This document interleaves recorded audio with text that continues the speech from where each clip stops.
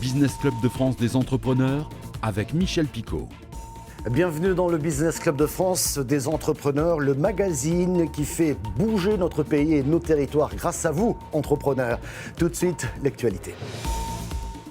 Basé dans le Gard, DMS Group, spécialisé dans l'imagerie médicale mobile de haute performance, a été retenu par le gouvernement ukrainien pour 120 mobiles de radiologie d'urgence d'un montant de 11 millions d'euros sur 12 mois. Les premières livraisons sont attendues pour le deuxième ou le troisième trimestre 2025. Cette commande bénéficie d'un financement par le Fonds pour la résilience économique pour l'Ukraine, mis en place par la France et doté de 200 millions d'euros pour financer des projets d'urgence dans ce pays. Le président américain Donald Trump a annoncé que l'entreprise marseillaise CMA CGM, numéro 3 mondial dans le secteur des porte-conteneurs, allait investir 20 milliards de dollars pour développer ses activités outre-Atlantique. Selon le président américain, cet investissement permettra de créer environ 10 000 nouveaux emplois aux États-Unis.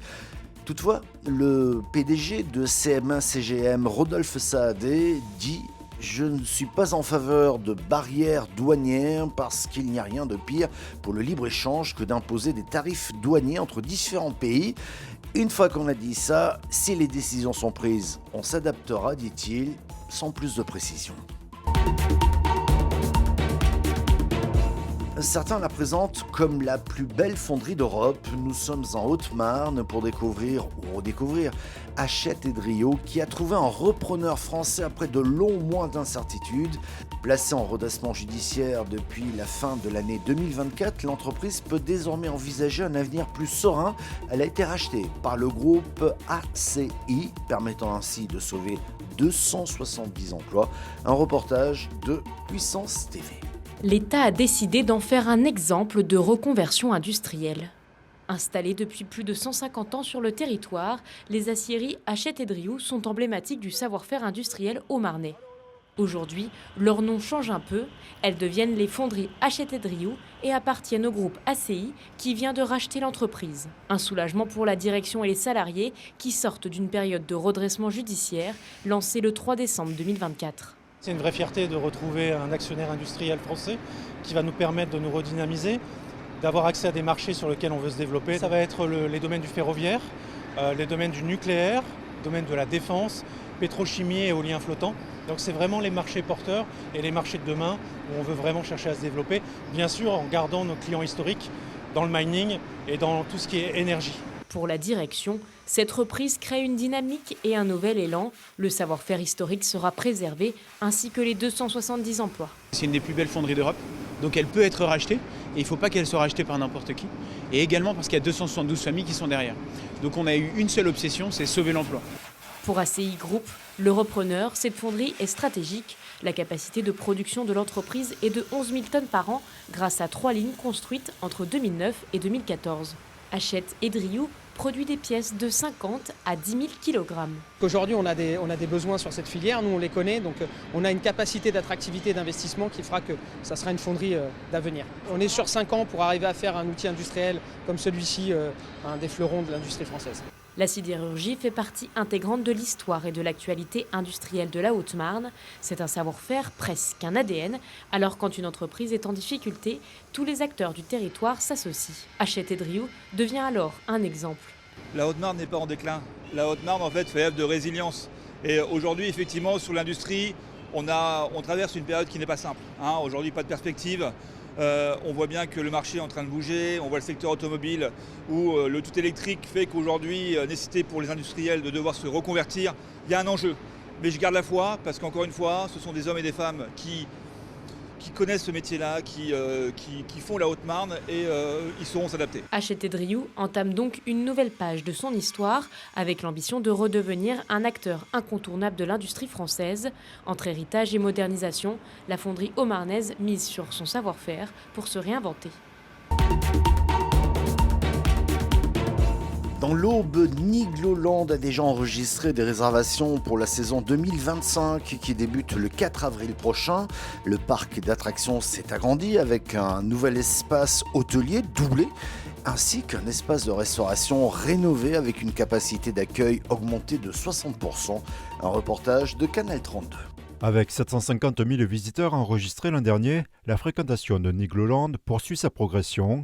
Pour accompagner cette croissance, le parc dévoile cette année un espace hôtelier entièrement repensé.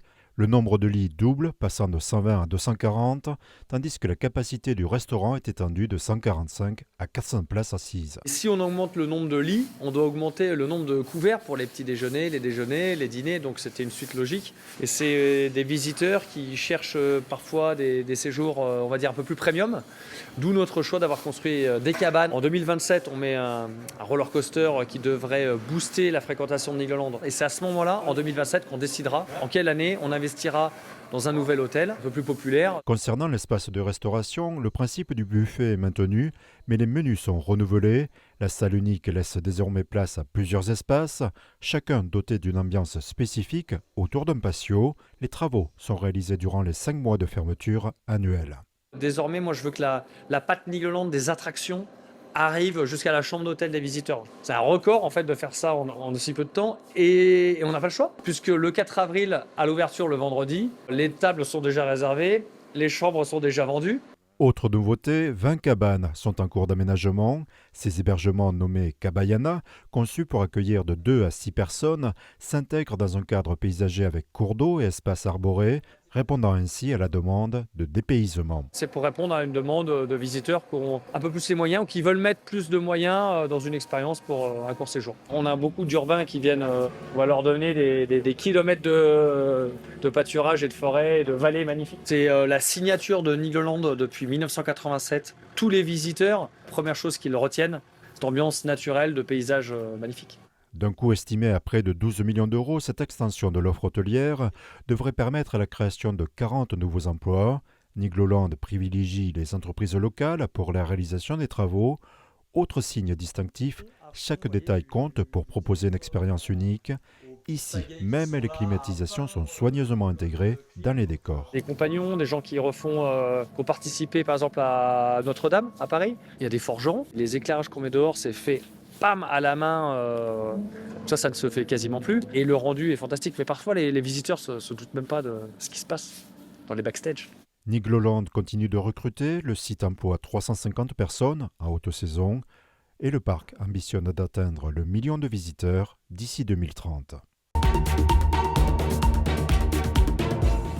Et bienvenue dans le Business Club de France des agriculteurs. Et nous retournons au Salon de l'Agriculture, le palmarès des producteurs et des éleveurs sartois mis à l'honneur, des médailles et des prix. Et quelles retombées économiques ensuite? Quelles sont ces retombées? Eh bien, c'est un reportage de Alexandre Ferrer de LMTV. Les rillettes sartoises continuent de produire leur effet au Salon de l'Agriculture, surtout lorsqu'un prix les met en valeur. Les rillettes de Sarthe, les vrais, médaillés de bronze dimanche. Et les porcs médaillés d'or. Au top, léger, puis un goût qu'on ne trouve pas ailleurs, quoi. Des visiteurs des 4 coins de la France et du monde, certains viennent même de la Sarthe pour les déguster. On connaît bien la boucherie Cerveau, c'est une très bonne charcuterie. Boucherie, charcuterie, ça fait les deux. Un succès qui profite à la charcuterie Cerveau, médaillée de bronze dans la catégorie rillettes de porc fermière supérieure. 500 pots d'une valeur de 4,50 € l'unité sont partis en quelques heures. Une réputation qui se gagne pour ses producteurs, mais aussi pour les éleveurs. Romain Dutertre, éleveur bovin, décroche la médaille d'argent au concours race blonde d'Aquitaine, prix remporté avec Odélie pour la 2e fois. En 2024, c'était l'or qui était obtenu. De quoi attirer l'intérêt. Demain, pour vendre, ça aide. Beaucoup. Parce qu'on travaille aussi, on fait de la génétique, on fait des bonnes bêtes, mais une fois qu'on est connu, c'est beaucoup plus facile pour les vendre. Pour Wouter de Praté et sa fille Amélia, 3e au concours race blanc-bleu avec Ushuaïa, des commandes ont été réalisées. Ça m'a permis de rencontrer d'autres éleveurs, faire des échanges et aussi commercialement parlant, on va dire, ça m'a donné des ouvertures pour vendre quelques embryons, vendre des filles, des fils, des bêtes que j'ai emmenées à Paris. Donc ça permet de valoriser un peu la génétique, donc c'est intéressant quand même de le faire. Une blanc-bleu en valeur bouchère coûterait environ 3 500 €. Avec une valorisation génétique, grâce au prix du salon par exemple, 1 000 € peuvent être ajoutés, soit environ 4 500 €. Les frais de déplacement et d'hébergement sont à la charge de chaque éleveur en venant porte de Versailles. Seule une aide de 150 € est proposée par le conseil départemental depuis 2019. Dans les Vosges, on veut défendre encore plus le bio. Le collectif Forum Bio s'est rassemblé il y a quelques jours pour défendre la filière bio comme une alternative, finalement, à l'agriculture conventionnelle. Un reportage de Vosges TV. Des œufs frais et bio qui proviennent du GAEC du Fin, la Biche, au Toli et qui ont rejoint les autres produits en vente à la boutique des Jardins de Cocagne à Thaon-les-Vosges. Les jardins qui recevaient la visite ce lundi du collectif Forum Bio, qui rassemble des citoyens, des représentants d'associations, des agriculteurs, des entrepreneurs qui se sont unis, car ensemble on est plus fort pour faire vivre une filière qui rencontre depuis quelques années pas mal de problèmes. En période Covid, ça a très bien marché. Là, on s'aperçoit que toute la loi d'orientation agricole, etc., on a l'impression que le bio n'existe plus. Donc là, on est à la fois le GAB, le mouvement des producteurs bio des Vosges, le Terre de Liens, le mouvement des AMAF, plusieurs associations qui militent pour la bio. Terre de Liens est une association qui rayonne sur tout le territoire. Elle a fêté ses 25 ans l'an dernier. Elle achète du foncier pour aider les producteurs à s'installer et développer ainsi les produits bio. Mais sont-ils plus chers ? Quand on achète en produit local, quand on est en AMAP, qu'on consomme avec son producteur local, on s'aperçoit que le bio ne coûte pas cher. Là, ici, on est au Jardin de Cocagne, on s'aperçoit que le panier, toutes les semaines, je crois que c'est à 13,50 €. C'est tout à fait accessible, on a des légumes de saison et bio. Gwenaëlle est maraîchère depuis 5 ans. Elle n'a par contre aucun problème pour écouler ses produits. J'ai beaucoup de clients, je produis limite pas assez pour les clients. Et par contre, ce qui me gêne, c'est on pense que le bio ne suffira pas à être une alternative en tout cas. Et ce genre de collectif aide pour moi à donner de la crédibilité au bio. Pour se faire entendre, le Forum Bio participe à diverses animations. Ses membres seront par exemple présents à la grande fête du bio à Relanges en avril prochain. Ils sensibilisent également régulièrement les élus et pour plusieurs ont signé l'appel de Lorient pour faire appliquer la loi Egalim dans la restauration collective. Dans le département, les surfaces bio représenteraient environ 28 000 hectares, soit 12 % de la surface agricole globale pour 380 fermes engagées. Merci de nous avoir suivis. Cette émission est disponible en replay vidéo sur le site internet de votre télévision locale ou sur celui de l'émission. Vous pouvez également l'écouter en podcast, en audio podcast sur toutes les bonnes plateformes et bien sûr sur quelques radios un peu partout en France. On se retrouve la semaine prochaine.